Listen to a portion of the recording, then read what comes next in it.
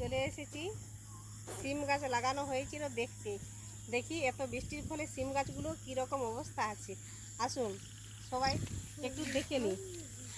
এই যে সিম গাছগুলো অতিরিক্ত জল পেয়ে ডগগুলো একদম সরু সরু হয়ে গেছে আর ঘাসে মেরে দিচ্ছে, তার জন্য ঘাসগুলো সাইডে ছেড়ে দেওয়া হয়েছে। তো এখনও মাটি দেওয়া হয়নি। মাটি দিতে গেলে এখন জমির থেকে জল বেরিয়ে আসছে, তার জন্য এখন মাটি দেওয়া সম্ভব হচ্ছে না। দেখো এখন যত বড় গাছ হচ্ছে না তত এখন থেকে পোকা লেগে যাচ্ছে। এই এত বর্ষার মাধ্যমে চাষ করা কঠিন ব্যাপার। যারা চাষ করে তারাই বুঝতে পারবে কিভাবে চাষের সমস্যা হয় অতিরিক্ত বৃষ্টি হলে পরে। যে সিম গাছগুলো কয়েকখানা সিম রয়েছে, যদি আর বৃষ্টি না হয় তাহলে হবে, আর যদি বারবার বৃষ্টি হতে থাকে তাহলে সম্ভব মনে হচ্ছে না। কেন? গাছগুলো দেখুন অতিরিক্ত বৃষ্টির ফলে পাতাগুলো নিচে পড়ে যাচ্ছে, ধসে যাচ্ছে যাকে বলে।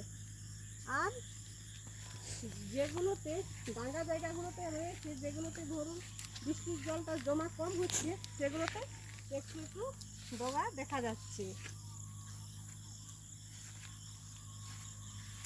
সিম চাষ আমরা সবাই ভালোবাসি। কীরকমভাবে ভালোবাসি এটা আমি বলতে পারি। এটা একদিনের ফল নয়। যেমন কপি বা আরও অন্যান্য ফসল আছে, একবার হলে পরে কেটে দিলে শেষ হয়ে যায়, কিন্তু এটা 3-4 মাস ধরে এটা বেরোতে থাকে। তাহলে এটা হলে পরে মানে ঘরে সংসারের খাওয়ার বা পয়সার কোনোটারই অভাব থাকে না। এটা লাগাতারভাবে 2-3 মাসের ফসলটা পাওয়া যায়। কখনো যদি রেট বেশি থাকে, কখনো কম হয়ে যায়, আবার কখনো বেশি দামে বিক্রি হয়। তার জন্য সিম চাষ সম্বন্ধে আমাদের ভালো লাগে। আমরা সিম চাষ 1-2খানা বাড়িতে করে থাকি। তাহলে ছোটোখাটো সমস্যা যেগুলো দেখা যায় সেটার থেকে আমরা কিছু এটার থেকে উপকার পাই। যেমন খেটে করতে হয়, তেমন দুটো পয়সা বা সময়ে খাওয়ার জন্য সব কাজেই ব্যবহার করা যায়।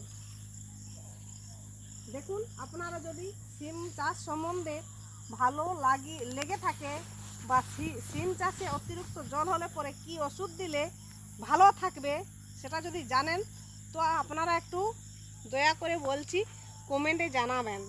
আমাদের কোনো জানা নেই যে অতিরিক্ত জলের ফলে যে শিকড়গুলো নষ্ট হয়ে যাচ্ছে সেগুলোকে কিভাবে আমরা বাঁচাবো।